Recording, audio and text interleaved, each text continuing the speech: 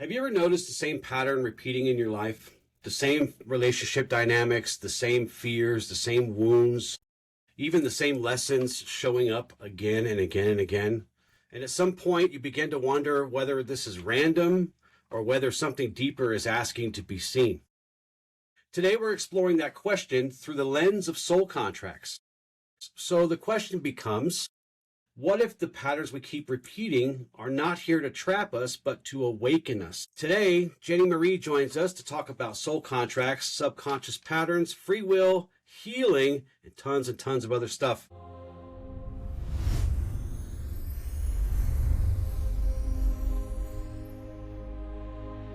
Hello and welcome to the new Ashla Podcast. This is season 2, Michael, where we are really trying to cultivate our consciousness through this inner work of self-mastery, right? Deal. Definitely been the theme of this season. And this show is going to really tap into that from a very interesting lens, I think. And joining us today is Jenny Marie. Hello, Jenny. Thank you so much for joining us today. Yeah, thank you for inviting me. I'm so excited to dive into this interesting topic. It is an interesting topic. So tell us a little bit about yourself, kind of your background and what you do and how you kind of got into this whole soul contract gig that you got going on. Yes, so I am an intuitive coach. I'm also a witch. I wear my witch label with proud, but I'm a good witch in a good way. I'm a donor egg mom, so I'm an advocate for donor egg pregnancy. And it's because I found out that was my sole purpose. My sole purpose was to become a mother, even with all the hardships that I experienced, because I experienced infertility, and I will tell you about this a little later on. So I have women who are stuck and unclear of what's the next step, to get a clear vision or what am I gonna be doing in my life, because now I'm burnt out from being in corporate, or I'm retired and I just don't know what else to do with my life. And I have some patterns that keep repeating and I just don't understand why this is happening to me. So I help women really understand. I'm giving them clarity and understand where are they coming from, and how to transmute these karma aspects or these patterns into a gift, because I believe that karma is your greatest gift. When you overcome your challenges, you are able to help other people with your experience, with your wisdom and your knowledge. And I got into soul contracts because I was experiencing infertility. I was feeling lost. I didn't know why my body was betraying me, why I couldn't become a mother. And I was 35. And we'll talk about this, but your soul evolves every 7 years. So from 35 to 42, you become more aware of what am I doing? I am not happy with my life. It's a midlife crisis and things start falling apart. Probably for me was, I was told by my fertility doctor, I'm sorry, you can't conceive. You have 0.08 chances of become pregnant with your own eggs. And I was like, but I'm 35. Right. Why is this happening? So I did my inner work, but I found soul contracts through someone who's very popular. But then I dug very, very deep. This is the book. It's called Your Soul Contract Decoded, by my mentor, Nicholas Nen. And it was fascinating for me to see, oh, wow, this is what I experienced. It's very accurate. And I want to dig very deep into this because I have a frequency that I'm going to talk about frequencies, but I have a frequency of really going deep into the rabbit hole and finding out what is this process called, why is it so accurate, and this is how I end up here. So this is an introduction to me because, of course, I have intuitive coaching and my main offer, but I offer soul contract readings. It's like the soul print of your soul, and divine healing master key sessions. So we can just attack one limiting belief at a time. And it's just been transformative, and it's just part of my purpose. Beautiful. So it's really interesting. I've never heard soul contracts brought up in this way. I always, whenever, especially in a lot of the clicky scenes when it comes to the healing community, you hear soul contracts as your contracts you have with other people. So I'm curious, what is the soul contract? How would you define this? Yeah, so your soul contract, it's a contract that you made.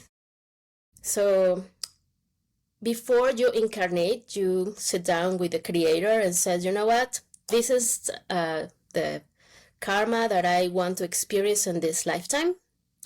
And these are the talents and goals that I would like to experience. This is where free will comes from. This is your blueprint. This is what you decided to experience. And your birth name carries a frequency. And this frequency, it's translated into your physical karma, your physical goals, physical talents, spiritual goals, spiritual talents, spiritual karma, and ultimately your soul purpose, your soul destiny. That's what we call it. So what I do is that I take your birth name and I translate it into Hebrew language. Hebrew has 22 letters, and this is coming from the Sefer Yetzirah. That's the Book of Formation. So I translate those into Hebrew language, and it carries a frequency. And as you know, and probably you are very aware, everything in this life is energy. Mm-hmm. So the frequency is carrying an energy. So I actually put it in the Merkaba, in a Star of David. So I translate those into numbers, and I put them all the way into this Star of David. And then I get a frequency for each one of your aspects. So your karma, your goals, your talents. There is an upper-sided triangle and a down-sided triangle. The upper side triangle is the physical aspects. And this is supposed to be your research from ages 1 to 35. And then 35 to 42, as I said, is the midlife crisis, millennial career crisis. But for this is your spiritual awakening. So this is the part of, okay, so you already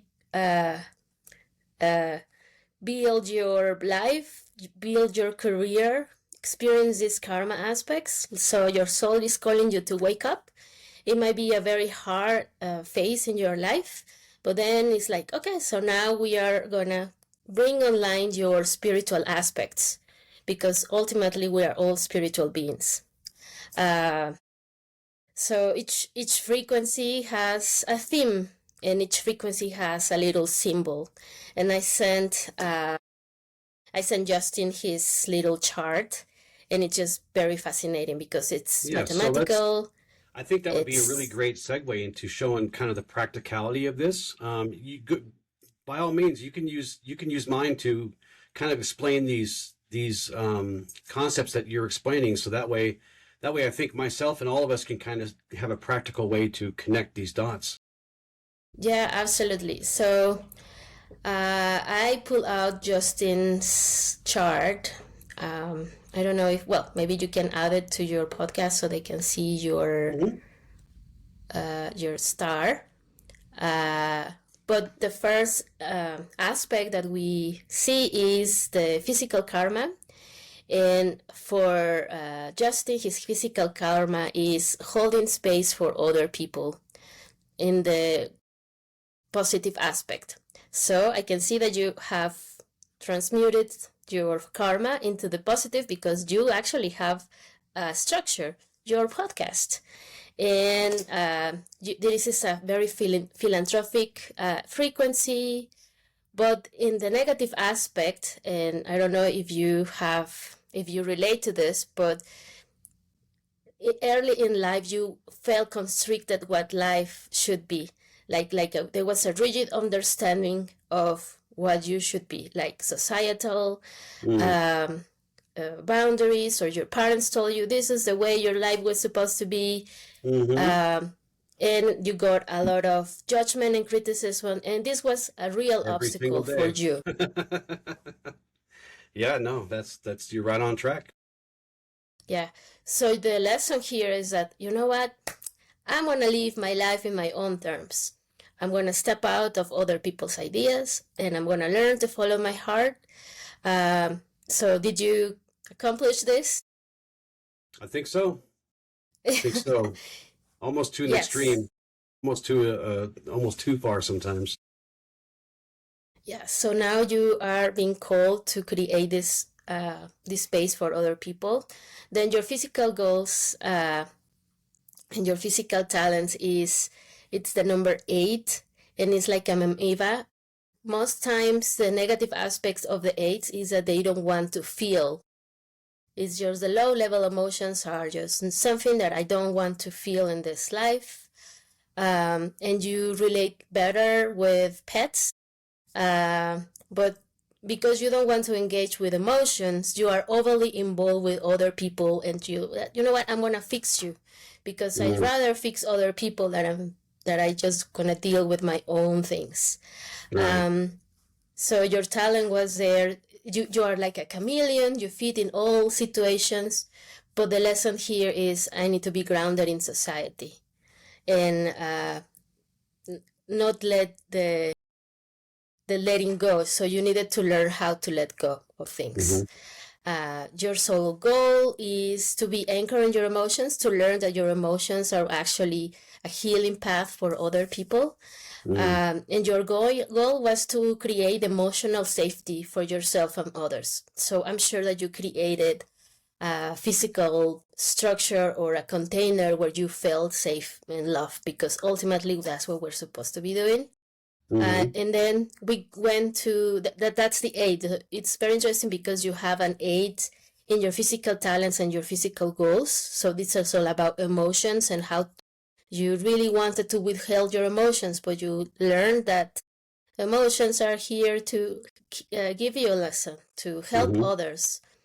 So in your spiritual goals, you integrate your spiritual gifts into the everyday life, because you might be a clairvoyant, but the growing path is to trust your spiritual energy that belongs here and learn to live with it.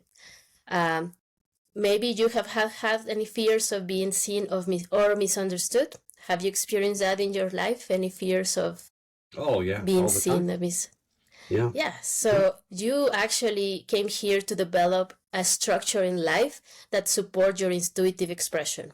And this is your podcast. So this is, you've been going through this, and you learn that sharing your emotions and sharing your truth and speaking, it's reclaiming your voice, and it's actually gonna heal you. So in your spiritual karma is that your karma is a fear of expression, disbelief in your own wisdom, emotional shutdown. But the healing path was to trust your inner knowing, honor your sensitivity, and become a voice for channel for the divine truth. Does that sound something that you worked through in your karma? Because you have that karma. What do you think, Michael? Really reclaiming your voice. Sounds like it, huh? Yeah, no, definitely. Especially when it comes to just sort of keeping all the emotions tucked in. Right. Like, I have a feeling stoicism was very much a practice he's had most his life. Yeah. Yeah, very stoic. Very, very stoic up until, more recently. A few years ago, I started working with Michael and helping him work through things. And little did he know, he was helping me work through things too. Whereas on the old Justin would have looked at Michael and said, this dude is he's way too emotional. I can't help him. I don't know what to do with him. But that wasn't the case, because, as we sat together and as we talked and learned together, I taught him how to experience his emotions in a more healing way, and he in turn taught me that it was okay for me to express, emotions a little more. So it really helped us both call into center. So yeah, I would agree that for the large part of my life, I was very stoic. And in these later years of my life, I'm getting better. I'm coming more towards the middle, towards balance. So yeah, I think that would be a yes. Yes, so you've been transmuting your karma in the negative aspects of your frequencies, which is that's the theme. I want to be stoic. I don't want to feel emotions, and I'll be just isolated. But but in the end, you have a spiritual talent, and it's linked to your karma, that is trusting your inner knowing, and that your voice, it's a vessel for healing. So this is not only healing yourself, your podcast, and creating a structure for people, a container for them to feel like, oh yes, this is helping me in my path, because your spiritual gift is the ability to speak, write, or to share and carry this divine frequency to awaken others through emotional resonance and sacred communication.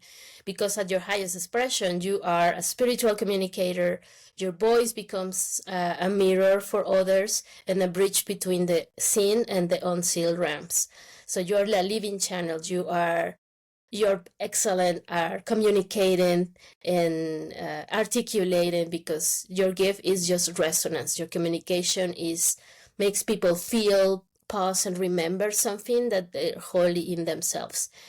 And in the end, your soul destiny, that's the middle thing. Mm-hmm. Everything comes back to, you are a creative channel of spirit. You're a mirror to awaken others through your voice. But to live, your soul calling is to live your life as a sacred vessel, reflecting truth, translating spirit, revealing beauty through creative presence. Because you are here to be a guide, an artist, a visionary messenger who carries the frequency of transformation. So this is just a bunch of information and just like a very short thing, but of course, my calls are an hour and a half, because we dig deep into, okay, this is your karma. How, if you're struggling with it, what is the healing path, or why are you having these patterns, and how to work through it, and understand more about your karma is just, I think for me, awakening is power. I'm sorry. Knowledge is power. When you know where you're coming from, you are able to alchemize it. Oh, I am coming from this. This was my soul karma, and I acknowledge it. I thank it. I heal it. But now I move on to my soul destiny, because that's ultimately what I am supposed to be doing in this life. I hope this makes sense. It does. No, and I think that was a really good way of helping people understand the practicality of it. So, of course, your readings are much deeper than that, because a lot of people come to you and they're just hearing this information for the first time, right? They're like, oh my God, I didn't even know this. So then you have to kind of walk them through some things that will help them kind of start to heal that karma and come into alignment, right? Absolutely. Yeah.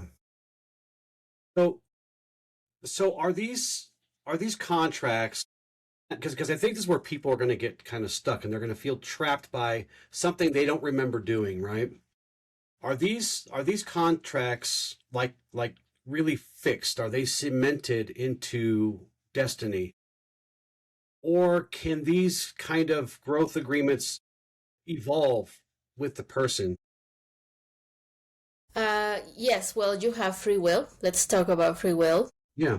You're absolutely, so your soul came to this planet Earth to experience this, but you have free will. This is a part of the human experience, and this is the only planet that we know of that we have free will. You are able to do whatever you want with your life, but your soul will always bring you back to, well, ultimately what you're supposed to be doing is this. So I'll tell you a little story that, like, for example, my soul destiny is to bring Christ consciousness into the world. And my husband has the same soul destiny. But my husband is not into the spiritual path at all. He's a software engineer, he's a programmer, but he's living his soul destiny in a different way. So this frequency that I have, the 13-4, it's to share my heart and to share my heart unconditionally. And that is through becoming a mother. So I knew that I was going to become a mother. So for him is to become the greatest father. He didn't have a good father figure. He doesn't know what a good father it is, but he is living it with my son. I have a 2-year-old, and he felt completed and he felt like happier when he became a father. He's something that he never knew it was possible, because he just had the abandonment wound. That was his karma. But one the part of his karma is that he had to heal from that wound of abandonment by forgiveness. And he forgave, and forgiveness is not like, oh yes, you did it, I forgive you, and all is well. Mm-hmm. The biggest lesson for forgiveness is to release the energetic attachment. So we don't condone what he did, because of course abandoning a child, it's never good. I had the abandonment wound as well, but I healed from it, and I said, okay, I understand that maybe you had your own path, your own drama going on, but I forgive you. So I don't think you want to go back to have this abandonment wound in another life, but and with this person. So that's what you said about soul contracts with other people. At this time, he had forgiven his father, and he's not going to appear back in another incarnation with the same thing, because he has now released the energy attached to his father. And he has forgiven, and he has now become a father. Like, he became a father when he was 50. So it was a long way for him to understand that in the end, he had to be a father. He never thought of being a father until he met me. And he became a father at the age of 50. So it was a long way, and he's an older dad. I'll tell you that. It is the greatest job in the world. It really is. And yes, and he's combining the two and becoming, he's learning unconditional love from my son. Mm-hmm. So you do have free will, but in the end, it's like the soul contract is a GPS. You can take different routes. You can go and take a shortcut. Maybe the shortcut is not going to be good for you, but you take it. It's your life. But in the end, the soul is always bringing you back to, this is what you're supposed to be doing. Like, can we do it? And sometimes that's why harsh lessons come into place. And it's just an awakening. Some of us are thick. Some of us have thick heads, right? We just don't listen. We don't listen. That's a perfect analogy for it, though. Yeah, it is. Because we don't listen, right? We don't listen for the first 100 times. Yeah, and your soul is always going to tell you, but it's this way. Yep. Come. And it may be a crash. Right. How would you say these soul contracts show up in real life? Like, what are some ways that the universe sort of taps on your shoulder when it's telling you to go back to home? Yeah. So let's talk about this part of the 7-year cycles, because it's just easy for me to give you an example through those. So at age 35 is when you started, like, okay, you had already 35 years of your life to create your life. But at 35, if you have not come to the way of start achieving your soul purpose, let's put you some hard lessons for you to wake up. So for me, it was at 35, I was diagnosed with infertility. And my IVF doctor said, I'm sorry, it's not going to happen. And you do have to go through donor egg. And I felt like this is just everything is falling apart. I can't do this. So at age 35, usually is when the midlife crisis start. Oh, I am in this corporate job, but I'm just not happy. I'm living an autopilot. So the soul is giving you some harsh lessons for you to awaken. Like, okay, so this is what you are supposed to be experiencing. For me is I also have women that want to create a family, motherhood. And it can become, and it can be in other ways, because for me, the natural way wasn't working. I did 2 rounds of IVF, and at 39, that's another lesson. It's called life to death lesson. I had to experience near-death experience or experience that. So I had a chemical pregnancy. I was pregnant for a short period of time, and then it disappeared. So I experienced grief and loss, and that showed up in my life. Like, okay, I didn't want to experience this, but I took all that I had in my power to refocus on what I wanted. What I wanted ultimately was to be a mother. So I said yes to donor egg. I started digging into soul contracts. I studied, I took courses, and I understood, oh, this is my path, because your karma is your greatest gift.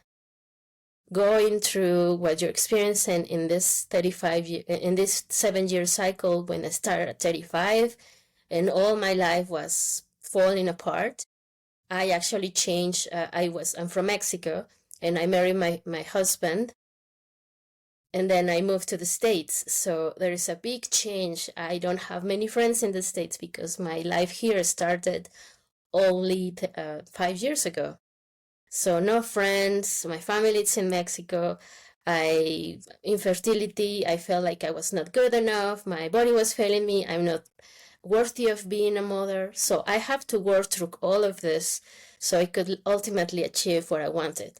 And at age 40, like Vera Wang started her company at 40. So 40 is what you just like, okay.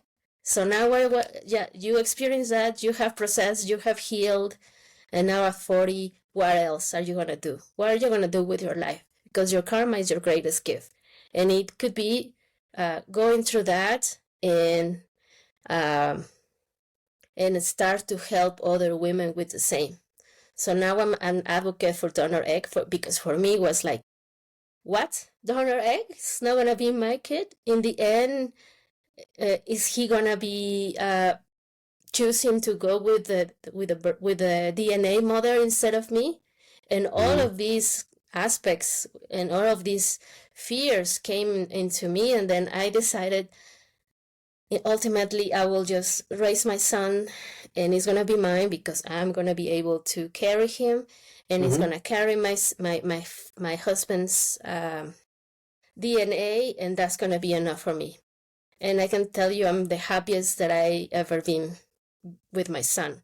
It's a hard job to be a mother, and it is already a hard enough job. You have to give yourself some grace. You can't worry about the little things, right? But that brings me to a question. An interesting question is, so from the lens of a soul contract, your son would have chosen to start this life in the way that this all played out, right? So would you say that from not just your angle, but from your son's angle, you guys, and this gets back to Michael's question very early on today about how soul contracts are contracts we make with other people. Does that relate into here? How your son's soul would have somehow, I don't know, played into your soul contract and vice versa? Is there absolutely kind of stuff there? So your soul met with the created your blueprint, but he also created I want to leave some aspects with other people. So you went to this, I heard this analogy and it's perfect. Your soul is gonna go to Earth, and it's gonna stop at the bus stop. and said, you know what, I have all these karma aspects to work through. Who wants to help me with these karma aspects? And then it's like, yeah, my mother said, yeah, I want to help you with your mother wound. My father said, yeah, I want to help you with your father wound and abandonment. So you create these contracts with other people so you can help them right back to the bus and incarnate into your life. So my son, and this where the name comes from. So the soul decides, this is the frequency that I have, and I'm gonna download it to my father. I'm gonna download it to my mother, so they can have a click when they hear this name. This is the name that I'm gonna be called at, my birth name. So for your soul contracts, I need your birth name, because that's the contract that your soul, your son, your daughter decided to give you as a download and have a contract with you, because then you're going to help me bring my blueprint into this world. Right. So we do have some karmic aspects from other people, but there are some people that can be your best friends in the karma aspect or in a talent position. So like, so there are other soul contract, other overlays, like, oh, this is a karma aspect that he's going to help me through. How can I help him or help myself? So yes, we do have other, so I'm sorry I didn't address this before, but yes, we have some contracts with other people because we all decided to help us in this incarnation. Right. Yeah. But at the same time, I mean, for those out there going, oh wow, well that sounds like I'm stuck getting hurt, and I'm stuck with these bad people, and that's not really what we're saying, right? Because yeah, some experiences we need to help expose lessons or patterns for us, but we're not trying to minimize pain or excuse any kind of harm or responsibility, right? I just wanted to kind of throw that out there. Yes, of course. Like I had just a client that she had a very hard soul contract in childhood. It was a very hard childhood for her, but they helped her to build endurance. Now she's a very strong woman because her parents were very rough with her, but now she's a lawyer, and now she can get hit by anyone, but she has that endurance that nobody's gonna tell her no. She's very successful, but she now understood, oh, I was stuck with this, but I did build endurance. That's the lesson. So we always go back to the lesson. What is your karma calling you to do? To forgive, to learn unconditional love, to build endurance. So everything is giving you a blueprint, or like all your aspects that in the future is going to help you with your soul purpose, or just with literally in life. And as I said, most of the karma aspects are we are called for forgiveness, and forgiveness is not condoning their behavior, but learning from it and saying, okay, but I release this energy, and thank you for the lesson that you helped me achieve.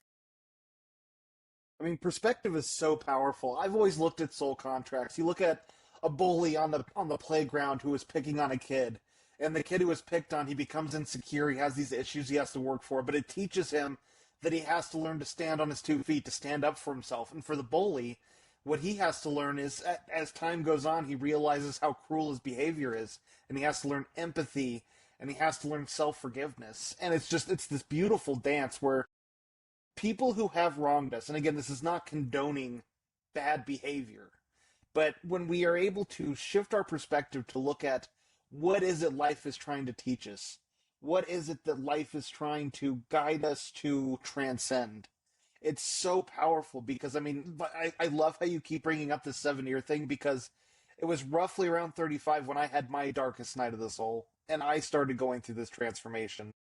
And it was taking the pain I went through from the people who hurt me to the situations in my life, and being able to honestly reflect the part I played in that suffering.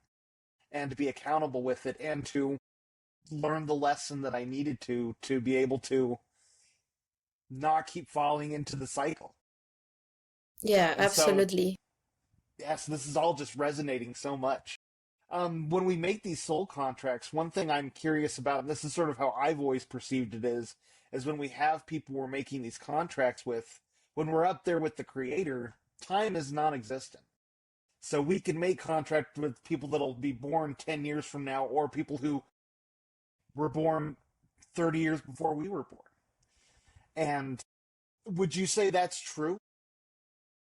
Yeah, as I said, you go into this bus stop and it's like, okay, I want to learn this.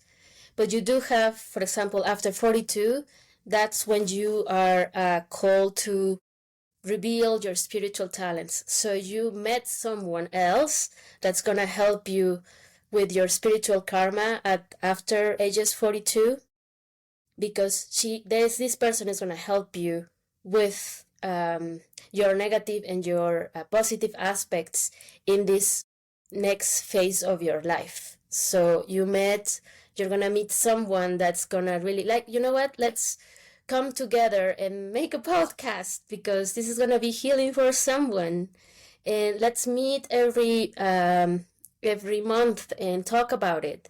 And I am just amazed by two guys going through the spiritual aspects, because for a guy it's difficult to first to acknowledge that he's hurting. Like my husband, he's never going to acknowledge or want to heal in an aspect that I'll do. Like I will send him to a retreat and do a brotherhood kind of dance and cry with other and be like in a brotherhood. There is like actually a retreat for this.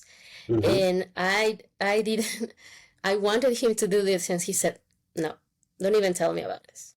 I had to go with his friend and said, you know what? This is so amazing. I think you guys can do this together. No, I don't want it. So I'm not going to push it. But in the end, he met me at 50 because he needed to heal some things, and he needed to go back to his purpose of becoming a father. He became a father with me when I bore my son when I was 39. He was 50. It's 10 years. So he meant for us to meet, and I'm hoping that maybe in the future he would like to tell me, you know what, can we do some divine healing on the aspects that I'm still struggling with? But it's an awakening that it's your choice to do it. He's now a good father, but I think he still needs a little healing. So I am impressed by both of you that are going through this and speaking divine truth and helping others heal. And it's not a women's only podcast, but I'm sure that your audience is also men that want to heal, that want to hear these truths. Right. Well, I'll tell you, the majority of our audience is male. Okay. But we get so many messages and so much feedback from people that generally you wouldn't expect to hear this kind of stuff from. The real big tough guys and the old school stuff, right? Just like your husband, just like me in a lot of ways. Michael helped me soften up a little bit, right? And that's how guys really do it best, by just meeting and gathering together. Like you said, those retreats, to an old school guy, they sound really not fun, right? Because it goes against everything that we've been brought up with, everything that we've been kind of put on us as guys, especially in these more masculine societies, right? It just is what it is. But guys do heal well when they're in those environments. So, our audience is mostly male, but that doesn't stop us from bringing female healers on like yourself, because it's important for us guys in general to see how the feminine interacts with the masculine on a healthy level, right? That's really what we try to do, because most of us guys are messed up in that way. We're really heavy masculine. We don't have a lot of feminine energy introduced into our lives, right? Because that's just how our societies have been. So And it's not the purpose of the podcast to heal men. It's just men gravitate towards our show more often. But they are getting some good stuff out of it. So I'm very proud of all the men that listen to this show, and take this advice from you and from us and from other guests as we go along, because they seem to be applying it in a really good way. And I'm really proud of the women in their lives too that are kind of helping them through it, and not making fun of them for not being a tough guy or something like that. Yeah, creating that space. Yeah, Because that's really it. Creating that space, man. We did a show on the feminine and masculine, and that show was very well received, overwhelmingly by the men in our audience, which surprised me a little bit, because guys don't typically, again, they typically don't allow that kind of stuff in their life, because like, oh, that's girl stuff, like you were saying, that's girl stuff. It's not for us guys. But we went ahead and did that show because we know that they need it. We need it just as much. So this show is just as much for Michael and I as it is for anyone else. And the fact that anyone else can get something out of it, that just makes it all more worthwhile. So, yeah. Well, it's just men are taught that vulnerability is so dangerous. Vulnerability equals weakness equals loss. So it's creating these spaces. Like, one recommendation I got for you, possibly with your husband, is maybe not necessarily the big groups where they dance and cry, but going to just a men's group. Men's groups are one of the most powerful resources guys can tap into, and it'll take a couple sessions for them to open up and really feel a part of the community. But once they're in that community and they feel that, as they see other men opening up and just talking about their struggles, they realize, hey, I can talk about this too. So they realize that I'm not alone. These other guys are going through this too, and that's the big, and women are better at that than we are as guys, right? Women are more willing to unite together and band together and do things together in that way, whereas guys, we're just like, I don't know, but it's something that we try to push for every single day. Is, hey, let's come back to center, because all of us have feminine and masculine energy, and we have to honor that. That's how we were created, right? Our creator is both things equally, perfectly. And although we can't perfectly find that balance, and because we are, mortal beings, we're souls inside of a very breakable package, right? So we're not perfect, but all of us, men and women, we have to try and get that balance between masculine and feminine. That's where we're at our best. So Yeah, absolutely. And there are some frequencies that the main lesson is to balance feminine and masculine. And it could be it is usually for men, but yesterday I had a call with someone, it was a divine healing call, where she was in her masculine. And those women are like the ones who went in corporate, because that's the society said, you know what, this is the way. You have to go all the way to the top in a corporate ladder. But she's very masculine. She's lost in that turmoil of toxicity, and she has forgotten who she is. She is a divine feminine. She can create. She has lost her boss of being a mother, because she wanted to go into that ladder because society said this is the way. So she was very in her masculine and not able to receive. And one of her lessons in the karma that she was carrying is that she had to balance the masculine and the feminine. And for me, the feminine, as you said, is receiving. And she said, I can't receive a compliment. It's just been very difficult. But that's the receiving part. What else? Intuition. You both have intuition, but and some people in the very masculine that is more action driven, they don't know how to access intuition, and you have access to this amazing divine intelligence that is going to give you the next step, that it's the most obvious and direct step for you to achieve what you want. And you want to work hard to get what you want, but you can just do one thing coming from intuition and create the thing that you love in a month. instead of working hard to get what you want, or I have to do this the hard way, but it doesn't. So, and I don't think divine feminine is self-care. Someone was telling me divine feminine is self-care. It's not self-care. It's receiving. Receiving, maybe, we need to receive love or relaxation. Relaxation is also just receiving, because you stand still and you download, you receive. That's the receiving part. So I help women awaken that intuition that is innate in them, because in the end, if they are in their masculine, they are in burnout. They are just living in autopilot, and they are just unfulfilled because they have developed that corporate ladder and do this and do act as a male, and not being able even to accept compliments, or it's just very hard for them to accept a compliment. For me, of course not. I just need to work, and that's just like, yeah, exactly what you said. It's just like a balance between both, and it's a lesson from one of the frequencies that I work with. So it's just important.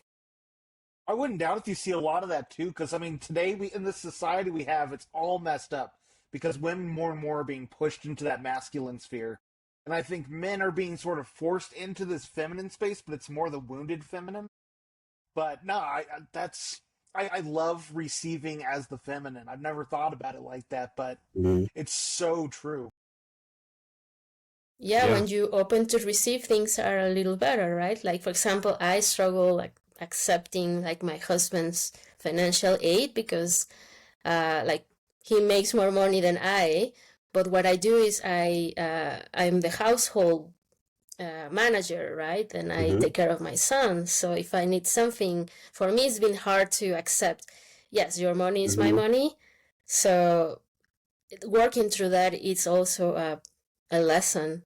Learn that we are two beings, but we are a relationship, and that's a contract that we have with each other, right? He is helping me open up. Two flesh into one, right? Yes, he's helping me open up. Yeah, my wife had a very hard time with that too. When I first met her, she was very, very, very masculine, very survival driven, survival oriented. And it took a lot of gentle pressure, to just and not tell her or force her to believe, but just show her over and over and over again that it's okay. What's mine is hers. We're one flesh, right? That's how we have to be. Her problems are my problems, Our problems aren't multiplied by each other. Our problems are divided because there's two of us to take care of things. So yeah. And that's very difficult and this all goes back to childhood stuff, how people were raised. She was abandoned by everyone. Like, she was in the foster, her and her siblings were in foster care a lot and stuff. So yeah, she was bounced around, and that's why my heart goes out to someone like you, who's willing to take on a life that, you were saying something about not having DNA tied to you, but that's okay, because that baby needs love, right? The most important thing, the baby needs love and care, and you're able and willing, more than willing to do that. And that extends to people who were born and didn't have parents, at all. So I think that's some beautiful stuff, because that's really the foundation of all things in this existence. This life is, love and connection.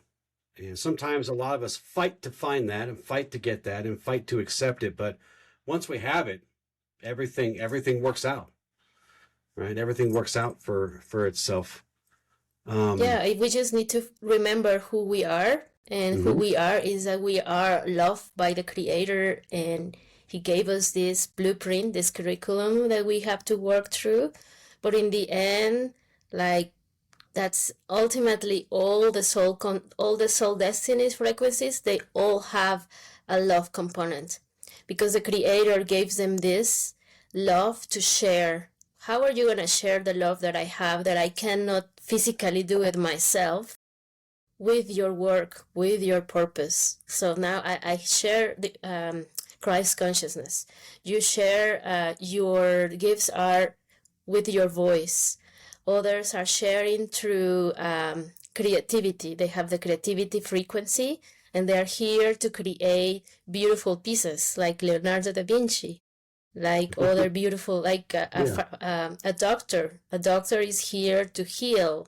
So there are some frequencies that are like, you are a healer. You are bringing love through healing, or you are bringing love to coming up with vaccines or whatever you want, you for podcasts, for books.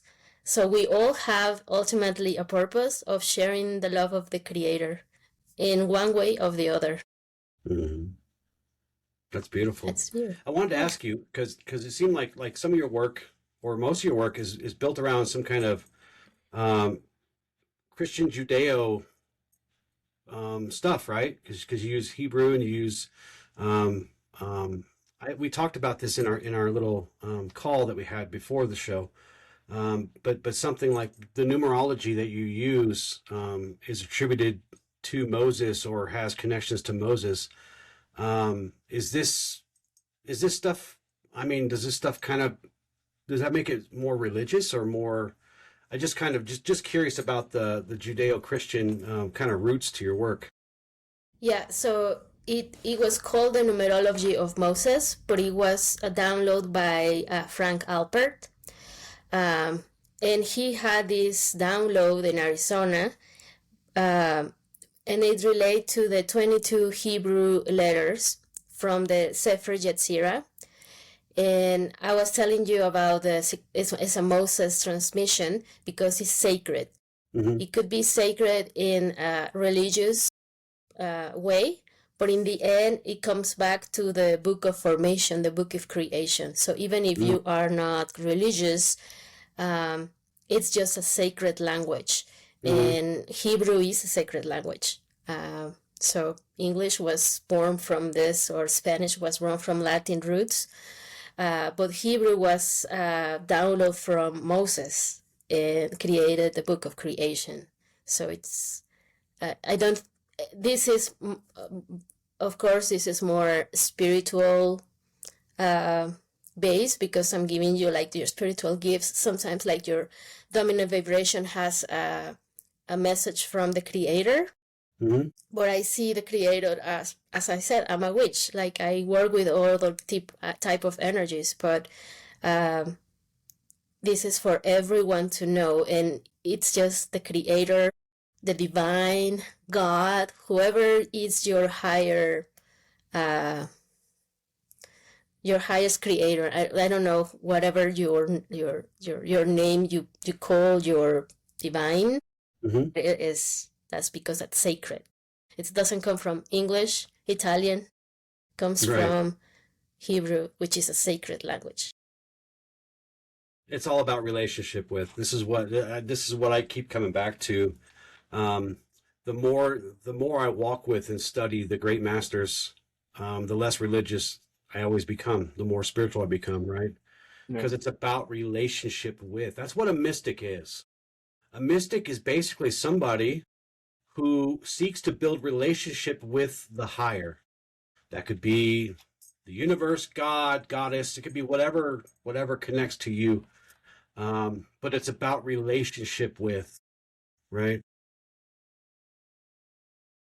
Yeah, it could be any type of name. I also do divine healing master keys, and I always ask, what's your relationship with the universe or spirit? It could be spirit, the divine, but in the end is your higher self, and you are your higher self. You just need to embody it, and it's just like ascended masters, but they're all working together to help you to this journey and to heal you, because this divine healing method that I use it's based on the ask and you receive. I can ask your higher self, and that's gonna help me with healing. Or I can ask God or the divine creator. I work with Hecate. Sometimes I ask Hecate, help me. But it's just a name that you put on a higher vibration. That's what Jesus told us to do. Ask. Yeah. Ask with resonance. Ask with a good heart, right? Yes, absolutely. It's just sharing love and being grateful of what you receive. So your soul contract, I also say thank you for allowing me to read your frequencies, read your soul contract, um, understanding your karma, giving you recommendations to work through your karma so you don't accidentally go again and again with the same karma Right. aspects. Prolong my suffering. Yeah. Yeah, and just live a So more experience. Yes. so I think I have one more question for you that'll kind of hit home for people. Um, if someone listening feels like they keep repeating the same painful patterns, what is the first compassionate question they should ask themselves before they click on your link and go talk to you? What's the first thing they should ask themselves? What is this lesson trying to teach me? What is this trying to teach me?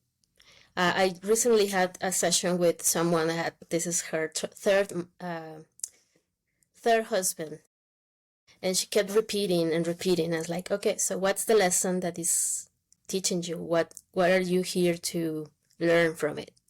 So we went back to her memories, and she had the belief of people. Her father said to her, children are not to be heard or seen. So she developed the assumption of, I'm too much, and I'll be abandoned if I am myself. So she comes with the energy of, I need to retract myself, and if I am showing my true colors, my true selves, I'll be abandoned. But she does things to compensate with that behavior. And nobody wants a needy person. Oh yeah, don't abandon me, don't abandon me. I can just be whatever you want. Who wants to be in a relationship with someone who's always crying for help? For please don't abandon me. Do you love me? Self-doubting the love that the person have for her. Do you love me? You truly love me? Are you gonna abandon me? Please don't abandon me. I feel so. Are you gonna be happy with a person who's always trying to compensate with please don't abandon me, and if I am myself, I'll be abandoned? I don't think that's the energy that you want to bring to a relationship. You are yourself. You are whole just for who you are. And if you refocus of I am sovereign in my relationship, this is what I want to do. So awareness is power. I was coming from I'm the needy in this relationship, and people don't want to be with a needy person like this. I want to be with someone who actually helps me grow. No, I need to go and dig her from the ground every time that she has a breakdown, a meltdown. It's different energy, and it's all energetics. So what is this lesson teaching me? What are the compensating behaviors that I'm doing, and what's the energy that I bring ultimately to this lesson, to this part of my life? Because I want good energy. I want someone powerful. That's more attractive than someone that's needy. Does that answer your question? Hey, that's the best answer I could ask for. Yeah. If that's your answer, that's your answer. I love it. Michael, do you have any final thoughts before we end the show today? I really love the work you're doing here. I think there are so many different ways we can map our karma, map our lives. You know, you got astrology, you got numerology, you got human design, but what you're doing here is so unique, but also so powerful. You know, I believe that Hebrew is a magical language. And I think the way you go about organizing this and helping people is just beautiful. And I respect your work so much. So thank you for what you contribute to this world. Oh, my pleasure. I'll be happy to send you a chart and a little summary if you want to. I would love that. Awesome. Jenny, where can people find your work? What's the best way for them to connect with you and come to you for help? Yeah, so my website is jennymariecoach.com, and Jenny Marie Coach is my handle on Instagram. And any of those two can send you to my links. And yes, I'm happy to jump on a call to explain some more or to give you a reading. The readings are an hour and a half and half an hour of integration, but I also prepare for the session. So it's a big work. It's not just a dump of information. Unfortunately, that's what I did with you. I just dump you with all of this. But it's usually like, okay, let's go through this karma aspect and how is it in your life, and how can we work through it if you're still struggling. So that's why the sessions run a little long. And then you need time to integrate, like, oh, you gave me so much and I'm a little fried, but now I seek clarity, and then I found the clarity that I was looking for. So thank you, or I still struggle with this aspect, or I found this, can we work through it? Then we will do that on an integration call. Very cool. And of course, we'll have all the links to your work in the show description. Also, with your permission, we'll put you on our website for our what we call our Soulful Connections, where people can go to that page on our website and learn about all the stuff that our guests offer. It'll be there as well. Yeah, I don't have much to add. I think, Michael, you hit it perfectly. Your sentiments are mine too. But if this conversation helped you look at your patterns differently today, take time this week to ask yourself, what keeps repeating in my life, and what might it be trying to reveal to me? Much like Jenny's answer to the question, what's the most compassionate thing we can ask ourselves? What's this trying to show me? What's this trying to reveal? Never to blame yourself, right? Never to shame, but to bring that pattern into the light so that it can be revealed. Because, Michael, once it's seen, it can start to what? It can start to heal, right? So thank you so much for you guys for joining us today. We really appreciate it. Jenny, thank you so much. At some point, I'm probably going to harass you to come back and do a show on the masculine and feminine. I think that would be a really great show to have you on for. Yeah, that would be perfect. Yeah, I think that would be a really great one for you to do. But thank you guys so much for listening. Make sure you check out all our links, all our TikToks, our Spotifys, our, what else, Michael? YouTubes. TikToks, yeah. TikToks. Greatest website ever built. NewAshla.com. NewAshla.com. We love you guys so much. And until next time, ad lucem. Thank you so much. Thank you.